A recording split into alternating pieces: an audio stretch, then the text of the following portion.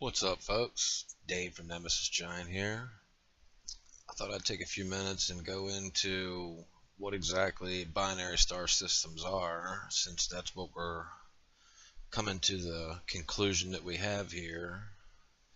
It's our sun, and Nemesis would be its sister star, which would make us a binary system.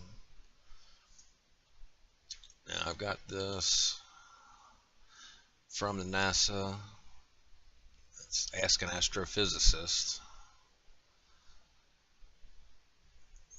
And binary star systems, what percentage of the stars are binary systems? Somebody once said that 3 out of every 2 stars are in a binary. Seriously, the fraction is very high, but it's difficult to be precise because it's difficult to prove that a certain star is definitely single. Of the stars nearest to the sun, about half are known to be in multiple systems. So it's a whole lot more common to be binary systems than to be single star systems.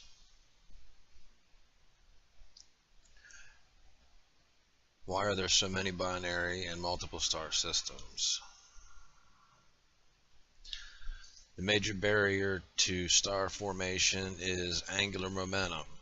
A gas cloud collapsing to form stars can convert its angular momentum into the rotation of the stars, both as individuals and as members of larger groups rotating about a common center of mass.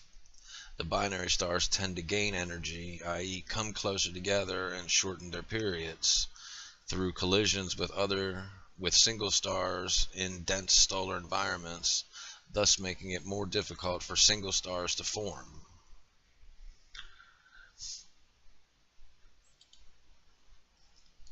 Could planets exist in stable orbits around binary stars? Very good question. Binary stars are popular in science fiction, Star Wars Tatooine, for example. I'm wondering about the orbit of a planet around binary stars. Is it possible? Would the greater combined mass of the 2 stars be more likely to pull in surrounding material, hence making the formation of planets less likely in a binary system? Would the combined heat and radiation from binary stars mean that habitable planets would have to have a very large orbital radius? The answer: there are stable orbits for planets in binary star systems. There are various stability criteria which say when the orbit is stable. One such criteria, I don't know the actual numbers, says that if all orbits are circular and the stars are the same size, then the planet must orbit one of them at less than some fraction of the inner star distance, or must orbit both combined at more than whatever times the inner star distance. Figure 8 orbits are unstable and can eject the planet from the system. If you have 2 sun-like stars at the center of the system, the planet would be the same temperature as Earth if we were at SQRT2 equals 1.4 astronomical units away, rather than Earth's 1 AU. This distance is closer than Mars' orbit, 1.6 AU. Most stars are dimmer than our sun, so the orbit could be even smaller. The high energy astronomers at NASA don't know much about this subject, so we asked an expert, Eric Memejek of Pennsylvania State University. The solar-like stars 16 Cygni b and 55 Cancri a have been found to have Jupiter-sized extrasolar planets orbiting them.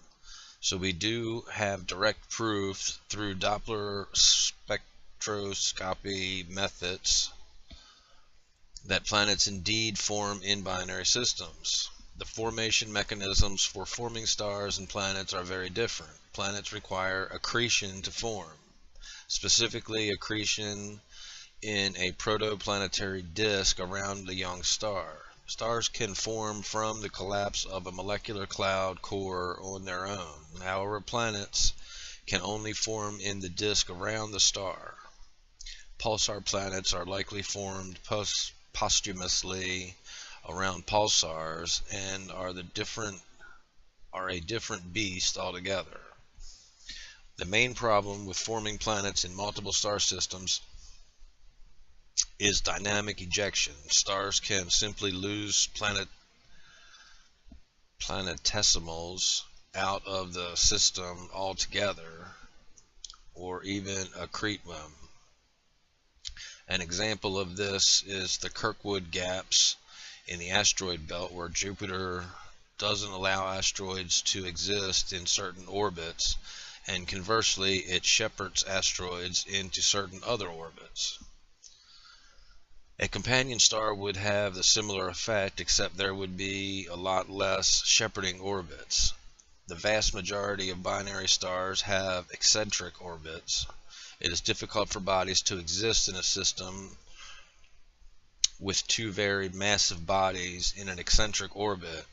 They can only exist very close to each star or very far from both stars. An excellent example of the two in the lines of the Tatooine example is the nearby solar-like stars Alpha Centauri A and B. Each orbit each other at an average distance of 23 AU. However, the eccentricities of each orbit bring them to as close as 11 AU and as far as 35 AU. Numerical simulations by Paul Wiegert at the University of Toronto have shown that each star has a safe zone about 3 AU in radius in which planets could safely survive for billions of years. Planets produced further out from each star than about 3 AU are dynamically ejected in a matter of millions of years or less. Alpha Centauri A is about 1.5 times as luminous as our Sun, and Alpha Centauri B is about 0.45 times as luminous as our Sun. And if you do the simple physics, one can see that a habitable zone exists around both stars within a 3 AU dynamic safe zone. Indeed, it could be possible that both Alpha A and B have planets conducive to life. Theoretical models age them anywhere from 3 to 5 G years. Plenty of time for life to develop if the planets have the right conditions. So we could have planets around both suns, which is what we're saying.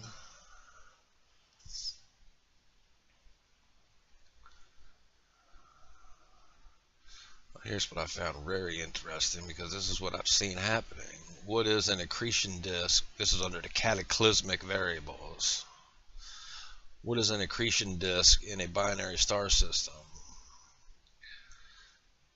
Accretion disks arrive when material, usually gas, is being transferred from one celestial object to another. Accretion means collecting of additional material. Two major places where astronomers see accretion disks are in binary star systems, two orbiting each other, and active galactic nuclei. I will discuss an accretion disk in a binary star system, but the basic ideas are the same for all cases. If one star in a binary system is a compact object such as a very dense white dwarf star, and the other star is a normal star like the Sun, the white dwarf can pull gas off the normal star and accrete it onto itself, which is what I'm saying that is happening with the Sun. Every time the NEMESIS comes around, it's stealing from the Sun. That's why the Sun is going out.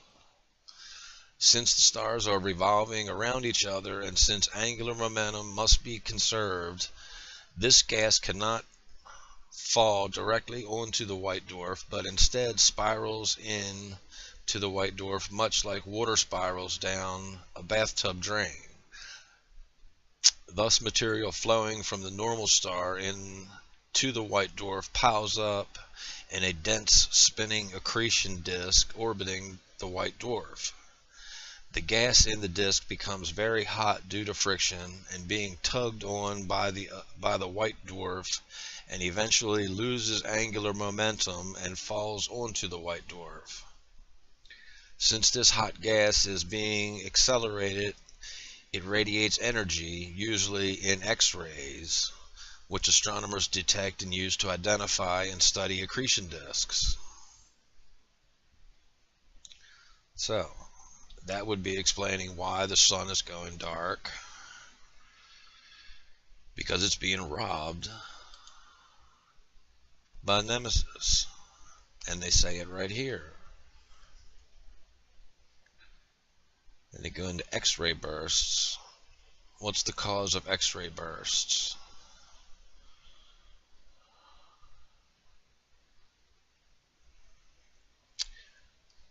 Thanks for your question on X-ray bursts. X-ray bursts were discovered by X-ray satellites and are characterized by a rapid, very dramatic increase in X-ray flux from an X-ray source lasting about a second or so. X-ray bursts are seen coming from globular clusters, which are in the halo of our galaxy, and from sources along the plane of our galaxy.